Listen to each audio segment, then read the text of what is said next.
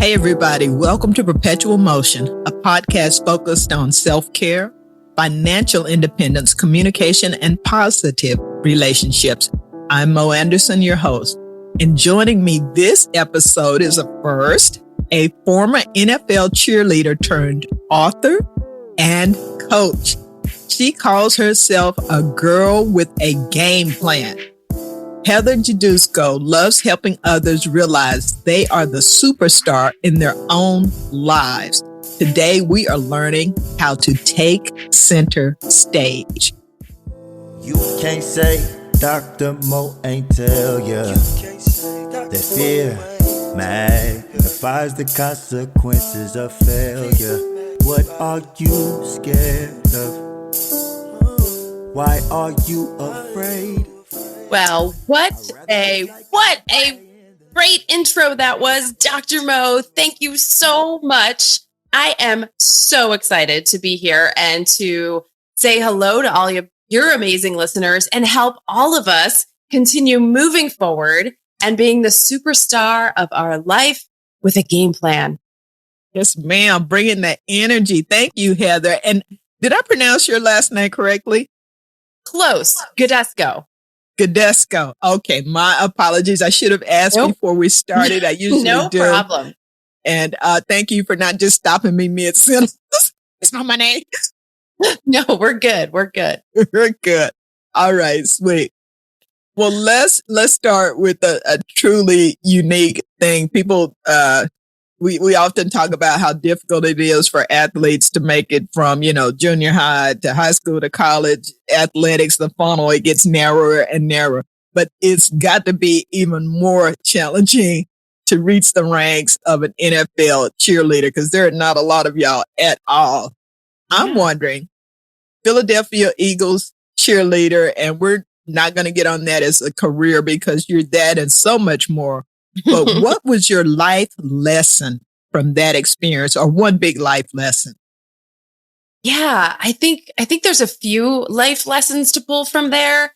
The fact of just, putting myself out there to show up for an open audition that I did not know the process of what was going to go down that day, and just really going all in and saying, I'm going to show up with my best, physical, mental, and emotional person state that I could be in that day, and just was open to that experience that day. And I didn't put too much thought because at that point I was just there for that fun day. I didn't honestly expect very much after that. I was like, let's go down. I had some girlfriends. We stood in line. This was, if there's any Philadelphia Eagles fans out there, this was when it was the Vet Stadium.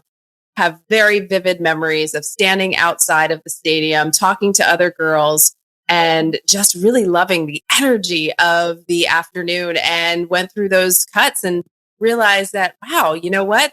I am making this. Okay, now I'm going to invest a little bit more of my time and my energy into this, because it goes over the course of a few weeks that you go through these auditions and you're interviewing. Yeah. So it's not one day. So they really want you to know what you're in for, so to speak, when you make the squad. So it is a rigorous audition process. Once you start making the cuts, there's a few weeks of more cuts. And through that, you're seeing some of your friends that you've made, they have to say goodbye because they're not making the cuts. And you have to really have a strong sense of yourself and be able to lead with that. So as a cheerleader coming back, I did cheer for 2 seasons. Just the growth that I experienced as a woman in working with other amazing, beautiful women on the inside and out is the strong self-confidence that we all had in ourselves, and the camaraderie and the community that we shared together was something that is awesome to this day. I'm still very much involved with an alumni group of NFL cheerleaders. So it's like anything else. Like when you have a group of women that are all invested, they all love themselves, they love what they're doing, they're confident in that expression.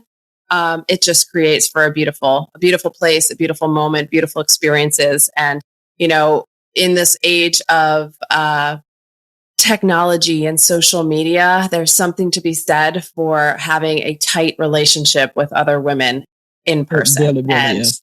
so what did I learn from it? I learned the power and energy of beautiful women coming together, supporting one another, in addition to being able to walk into any stadium, arena, stage, gym with confidence and be able to draw people in and want to have them experience a beautiful experience, whatever it is that I'm coaching or teaching that day. That is fantastic. Those are really, really good lessons to have learned and to carry forward. And also, I think you probably dispel some stereotypes in some people's heads who might think it's just, competitive and not getting along and, more reality TV kind of stuff. And, I think that's less often the case than the media would leave us to believe. I know so many strong, successful, supportive women.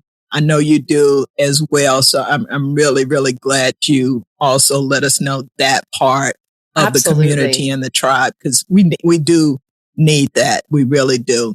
Yeah. So you went from that, you had that experience, and it took a lot of courage just to even go do that and get in that line. So kudos to you. That would be very intimidating for me, but you went from there on a great journey, building a great career. And then in 2020, you told me that you allowed your superstar that you developed to be benched.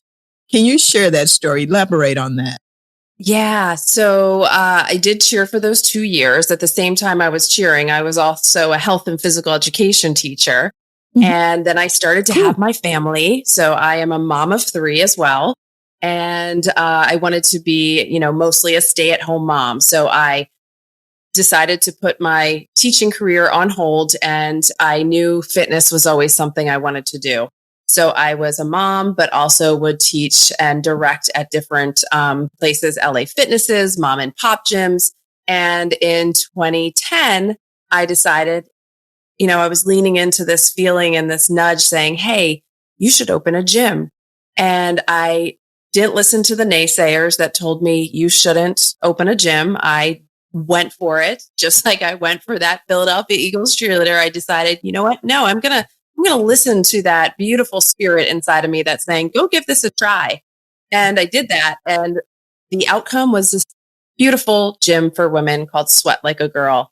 And I had it open for 10 years and it was quite amazing. It allowed me to create a space that every woman, all shapes, all sizes, on any part of her journey could walk in there and feel not judged and fully accepted for wherever they were. Just a beautiful place. And things were going great. My kids were in their, prime of their high school life. I had a high school senior, a junior. My youngest was a 4th grader. And then just like all of us experienced, 2020 came around and the world shut down, right? Quite literally. And as a mother, right? Because that's my proudest label I wear, if I'm being honest.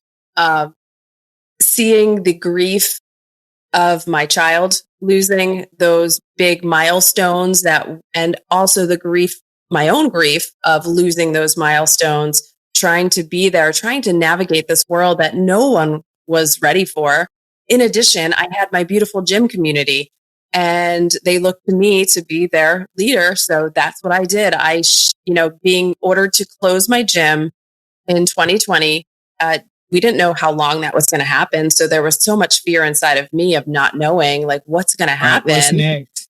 Mm-hmm. Yeah. So I would show up live every single day on Facebook Live. And I did a Facebook Live specifically and not a closed Zoom, because I thought if I can help somebody who's just simply scrolling by that may not already be a part of my gym community, and this can help them out in this time of fear and, unknowingness, and they could do a workout with me and it's going to make their day a little bit brighter, so be it. So I took to Facebook Live and we would work out for anywhere from an hour to an hour and a half. And it was, whoever showed up with me, we would, type back and forth. We had that time to be together, but in showing up every single day on Facebook Live and trying to show up for my daughter, trying to navigate, and then of course, my other children too, I lost myself.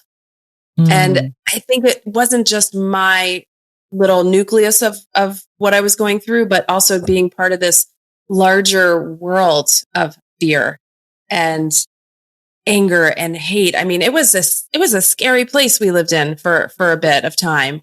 And Sure. I think a lot of us haven't even really taken a moment to deal with that trauma that we experienced, whether it was a loss of a loved one. Some of us lost loved ones in life, moments and memories and jobs, and the world is still coming back together. And we kind of just have swept it back, under the carpet. Like, when companies come and you sweep under the dirt, under the carpet.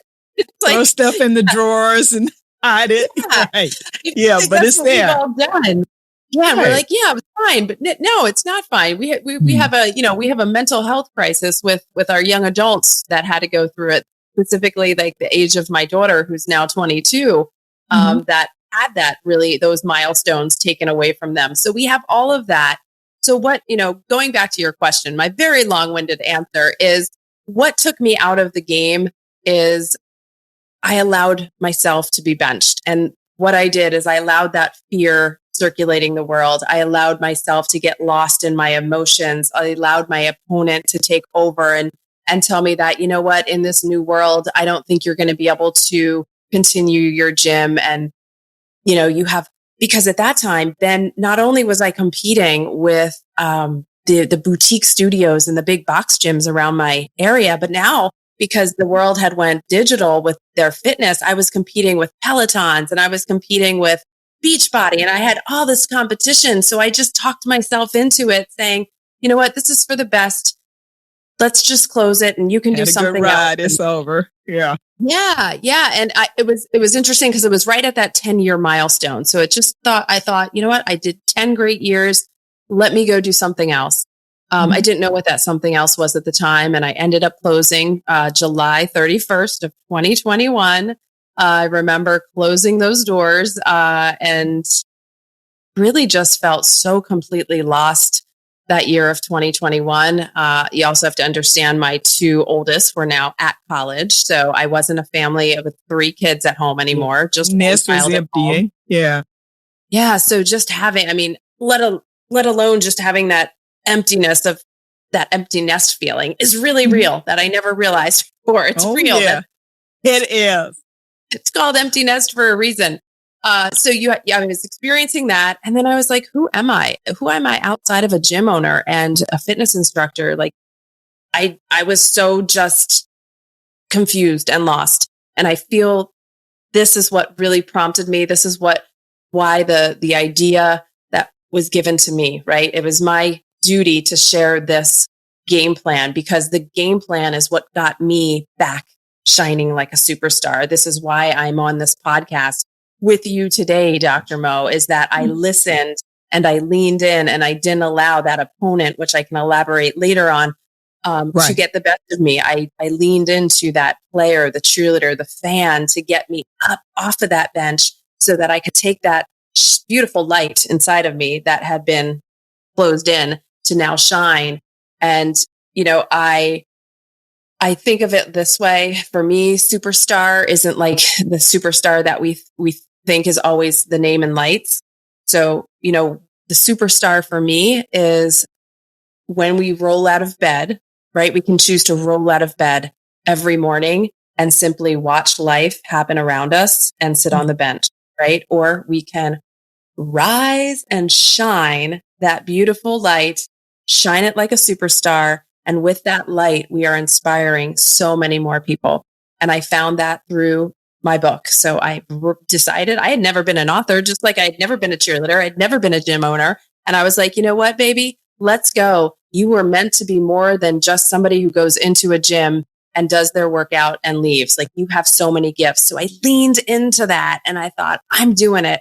I'm going to figure this out. And through me figuring it out of writing this book was actually me figuring it out in real life. So it's kind of a fun journey when you purchase the book. It's not just, I put in my personal stories that I'm also dealing with. So it makes it very real and authentic. Okay. And I'm going to ask you a little bit about that as well. But I want to circle back to, you shared that throughout your journey, you've been resilient. You've been able to rise above the naysayers and so forth. But I think it's important within your tribe too, to have people who are encouraging and supportive and say positive things. And because what I've found is when you have people around you and it's natural, they kind of want to protect you. Yeah, that might not work. That might not work. Everything I've done, I've had the might not work people. But when you were at that low point in 2020, and kudos to you for every day going on Facebook, girl, I just post and I don't go on there every day. So, and to go on there and work out and try to help people, kudos. But when you realize, you know what, I'm going to have to change life as I know it and give up my gym after a decade. Did you hear some of those voices come back from the people who initially told you this isn't going to work? Was that part of what was going on with you as well? Absolutely. Yeah. You know, just anytime you do something that is above and beyond what someone else is doing, opening a gym, going out for a team, you're going to have those people. And sometimes they're the people closest to your life that are saying, why would you do that? How are you going to survive? So yeah, when I feel like I kind of leaned into that feeling of defeat, yeah, I was hearing that like, well, I guess you didn't make it happen anyways. You know, and told you so. Yeah. And it was shocking to my tribe of instructors that I was closing. And, you know, they did not want me to close, but they also saw that I was kind of just the shadow of myself too. So I think they were put in a really difficult position because they loved this place that I created as well. But didn't necessarily know how to help their fearless leader, come back up and out because it's hard, right? Dr. Mo, you're a leader. Heather, I'm sorry. I'm having a little trouble hearing you with the dog.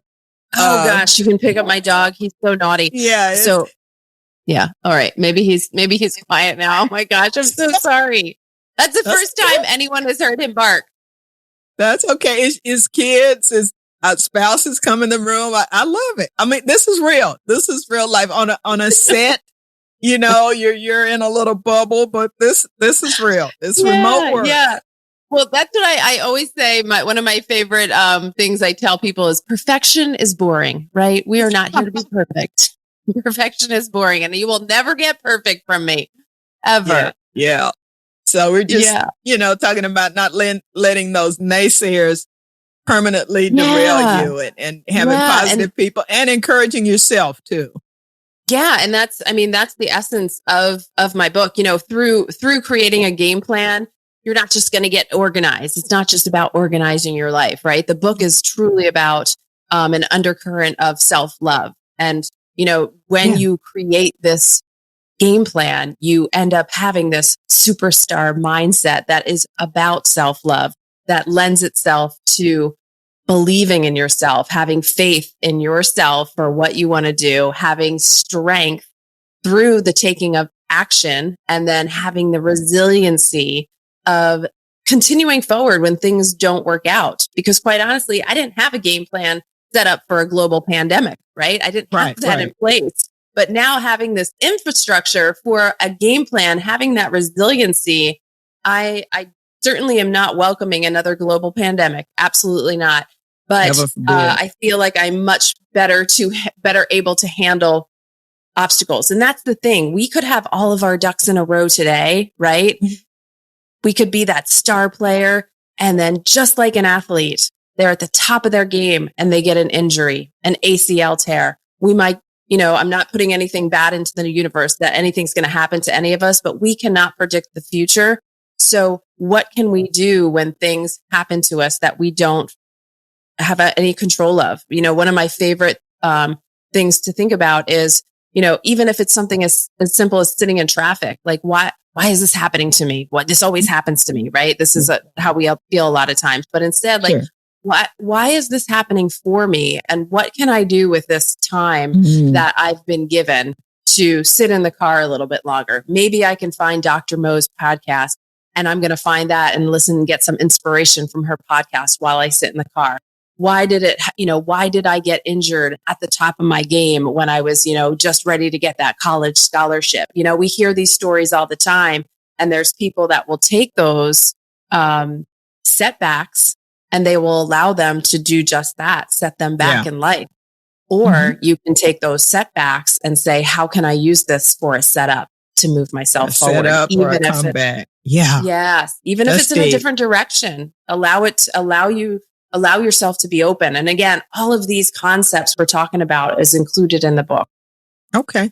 Well, I do have listeners from all over the world, and it occurs to me, I mean, we know what game plan means in sports, but just to make sure we're all on the same page, that's the title of your book, but can you share a little bit about what a game plan is in athletics and how you're using it for strategies and for concepts for your book? Yeah, absolutely. So as a former NFL cheerleader, right, I've been around professional sports. However, I also was a competitive athlete as well, way back in high school. So I have that athletic background, right? So when you have a game plan for any sport, it's a way to go about your best strategies, right? It's your best strategies. You have a certain way to practice, a certain way to, warm up, to cool down. So it's basically a plan to create the most success out of your season. So that's exactly what the game plan is for whomever may read it. And it is about being the star player of your life. It's about being the cheerleader, the fan, playing defense to the opponent, being your own coach, also being your own wellness team of fitness motivators, fuel, which is nutrition, and mindfulness. And at the same time, you're also your own referee. So you are making sure you're following the rules that you set forth. And all of this it's not a plan where you open it up and I have it created for you. I have the strategies for you, but there's a lot of open spaces in this plan because we're all different. We are all unique. We all have different time constraints. So this is all about you. And when I talked about that player passion, the star player. So last year when I was writing the book, my star player action, my passion was I'm going to be an author, right? Not just I'm going to write a book. I'm going to be a published author. So that was my passion.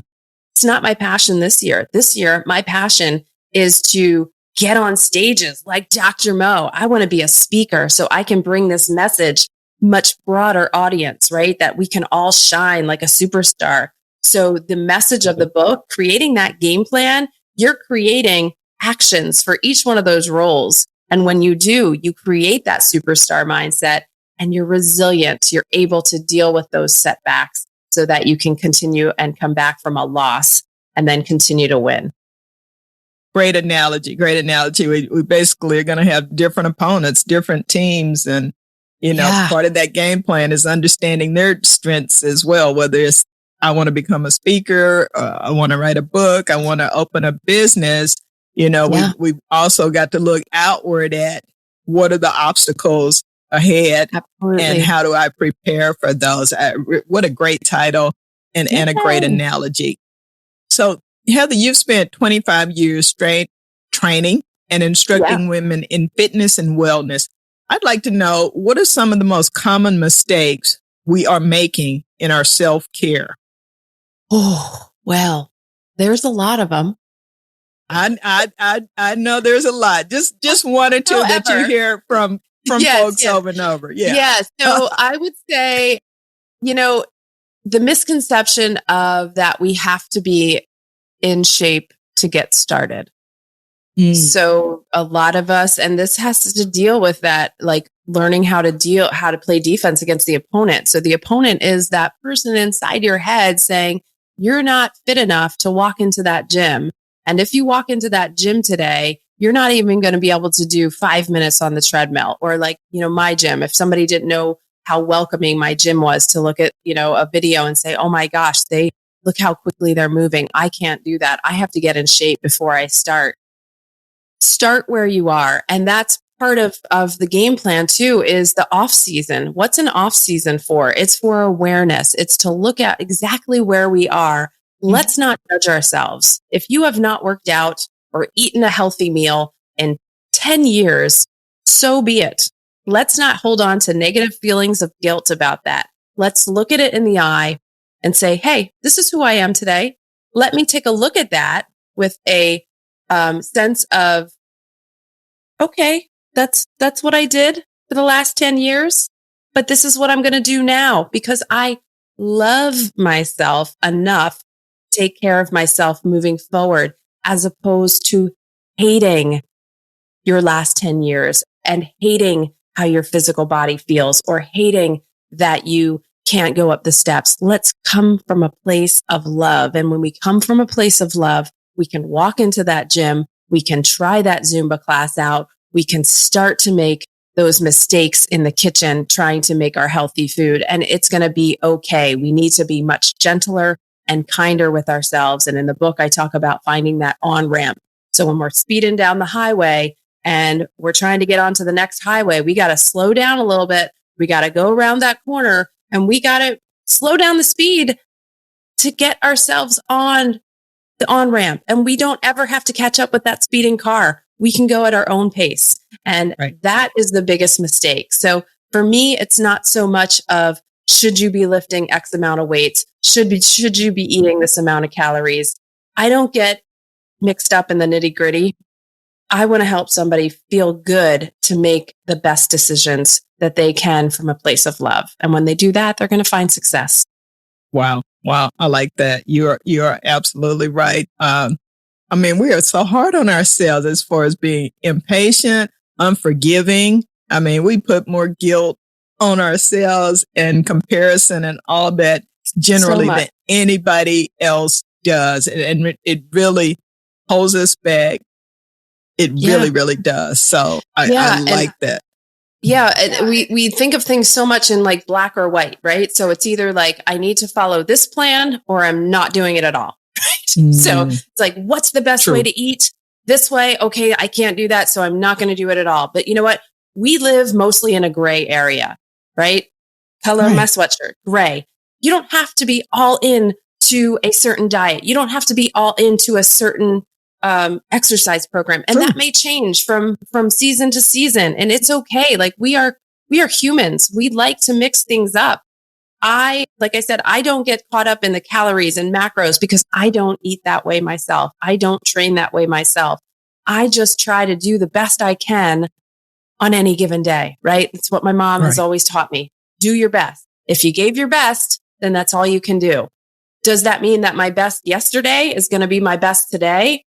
No, right? Some days you wake up and you don't feel your best, but you can still give your best effort for that day. And if we all did that from a place of love, imagine how much better we'd feel. Yeah. A new opportunities start every day. Beautiful, beautiful. Your mom told you right, for sure. Yes. Well, before we go, Heather, this has been so much fun. I love what you shared. I'm inspired. I'm probably going to get up and, go do something today. I feel like moving now. I know, right?